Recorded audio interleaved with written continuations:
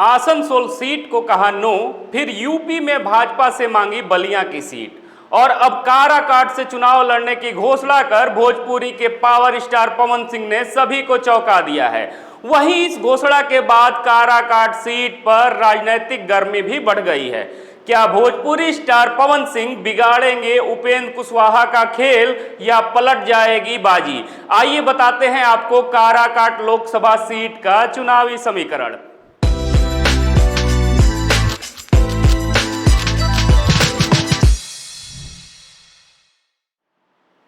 नमस्कार, मैं विश्वजीत कुमार और आप देख रहे हैं खबरों के खिलाड़ी। बता दें कि रोहतास जिले का काराकाट लोकसभा क्षेत्र एक बार फिर चर्चा में है। कारण यह है कि भोजपुरी के पावर स्टार कहे जाने वाले पवन सिंह ने काराकाट सीट से चुनाव लड़ने की घोषणा कर दी है, जिससे इस सीट का राजनीतिक समीकरण अब बदल गया है। इस सीट पर पवन सिंह की एंट्री के बाद अब रोमांचक मुकाबला होने की संभावना बताई जा रही है। अभिनेता पवन सिंह को इलाके में लोग पावर स्टार के नाम से जानते हैं। खासकर भोजपुरी इलाके के युवाओं में उनका काफी जलवा है। वहीं राष्ट्रीय लोक मोर्चा के नेता पूर्व केंद्रीय मंत्री उपेंद्र कुशवाहा भी एक बार फिर यहां से चुनाव लड़ने जा रहे हैं। एनडीए गठबंधन में उपेंद्र कुशवाहा को मात्र एक सीट मिली, जो काराकाट की सीट है। वहीं भाकपा माले के राजा राम सिंह यहां से इंडी गठबंधन के उम्मीदवार हैं। पिछले 3 लोकसभा चुनाव में महाबली सिंह कुशवाहा और उपेंद्र कुशवाहा ने यहां से जीत दर्ज किए हैं। तीनों बार कुशवाहा जाति के नेता ही यहां के सांसद बने हैं। लेकिन इस बार अब देखना दिलचस्प होगा कि राजा राम सिंह और पवन सिंह के मैदान में आने पर चुनाव का परिणाम आखिर क्या होता है। बता दें कि काराकाट लोकसभा सीट 2008 के परिसीमन में सामने आया। अब तक यहां 3 बार लोकसभा का चुनाव हो चुका है और अब चौथी बार लोकसभा का चुनाव यहां होने जा रहा है। बड़ी बात यह है कि अब तक महागठबंधन को यहां से जीत नसीब नहीं हुई है। इस सीट से 2 बार महाबली सिंह और 1 बार उपेंद्र कुशवाहा ने जीत दर्ज की। उपेंद्र कुशवाहा को भारत सरकार में मंत्री बनने का सौभाग्य भी इस सीट से जीत दर्ज करने के बाद ही मिली। गौरतलब है कि यहां इस बार 18,72,000 से अधिक मतदाता अपने मतों का प्रयोग करेंगे, जिसमें महिलाओं की भी समुचित भागीदारी है। यदि जातीय समीकरण की बात करें तो यह इलाका यादव तथा कुशवाहा बाहुल्य है। वहीं सवर्ण एवं मुस्लिम वोटरों की भी यहां अच्छी खासी संख्या बताई जाती है। अति पिछड़ा में मल्लाह वोटों की संख्या भी काफी मानी जाती है, जो राजनीतिक समीकरण बनाने में महत्वपूर्ण भूमिका निभाते हैं।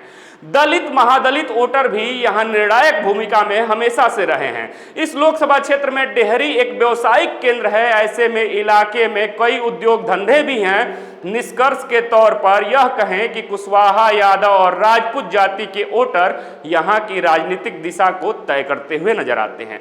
यही कारण है कि अब तक सिर्फ कुशवाहा समाज के लोग ही पिछले 3 लोकसभा चुनाव में काराकाट से जीत दर्ज करते रहे हैं और इस बार 2024 में उपेंद्र कुशवाहा, राजा राम सिंह और पवन सिंह चुनावी मैदान में हैं। यदि आंकड़ों की बात करें तो गोह विधानसभा के कुल 3,18,683 मतदाता, ओबरा के 3,30,277 मतदाता, नवीनगर के 2,91,085 मतदाता, नोखा के 2,99,197 मतदाता, रोहतास जिला के डेहरी के 2,96,005 मतदाता और काराकाट विधानसभा क्षेत्र के 3,37,162 मतदाता अपने मतों का प्रयोग करेंगे। बता दें कि काराकाट लोकसभा का गठन रोहतास के 3 विधानसभा क्षेत्र डेहरी, नोखा, काराकाट और औरंगाबाद जिला के 3 विधानसभा को मिलाकर हुआ है, या फिर यूं कहें कि सोन नदी के दोनों तटीय इलाकों को मिलाते हुए इस क्षेत्र का गठन हुआ है। इस लोकसभा क्षेत्र के बीचों बीच सोन नदी गुजरती है। डेहरी, नोखा तथा काराकाट में जहां भोजपुरी भाषा बोली जाती है, वहीं नवीनगर, गोह तथा ओबरा में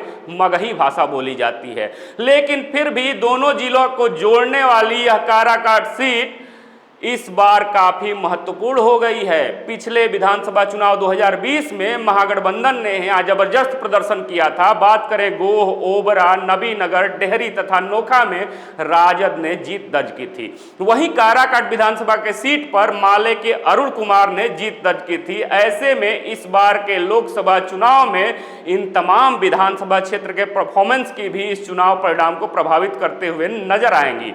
अब देखना है कि इस इलाके में विधायक विधायकों के मामले में शून्य संख्या वाले एनडीए के उम्मीदवार उपेंद्र कुशवाहा कैसे लड़ पाएंगे, जबकि माले से राजा राम सिंह को यहां से प्रत्याशी बनाया गया है और अब पवन सिंह भी मैदान में कूद गए हैं।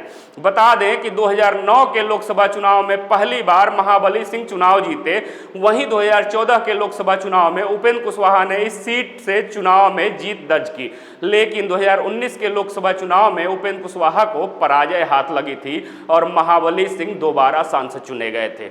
इस बार 2024 के लोकसभा चुनाव में फिर उपेंद्र कुशवाहा चुनाव मैदान में हैं और उनके खिलाफ हैं माले के राजा राम सिंह और Bhojpuri star Pawan Singh. Social media पर काराकाट से चुनाव लड़ने की घोषणा कर पवन सिंह ने सबको चौंका दिया है। काराकाट सीट पर 7वें चरण में अर्थात अंतिम चरण में मतदान होना है, लेकिन अभी से ही राजनीतिक सरगर्मी यहां तेज हो गई है।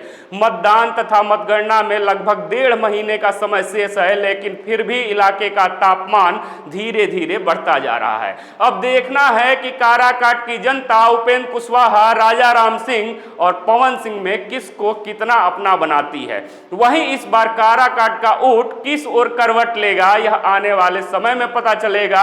आपको क्या लगता है काराकाट के चुनावी समीकरण को लेकर? अपने जवाब कमेंट बॉक्स में जरूर दीजिएगा। क्या फिर से कुशवाहा वोटर ही एक कुशवाहा नेता को यहां से जिताकर भेजते हैं, या राजपूत समीकरण भी यहां देखने को मिलेगा? राजपूत वोटर क्या इस सीट के समीकरण को, इस सीट के परिणाम को प्रभावित कर पाएंगे? ऐसे ही तमाम खबरों के साथ फिर से मिलेंगे एक नए वीडियो में। तब तक देखते रहिए खबरों के खिलाड़ी। जय हिंद, जय भारत।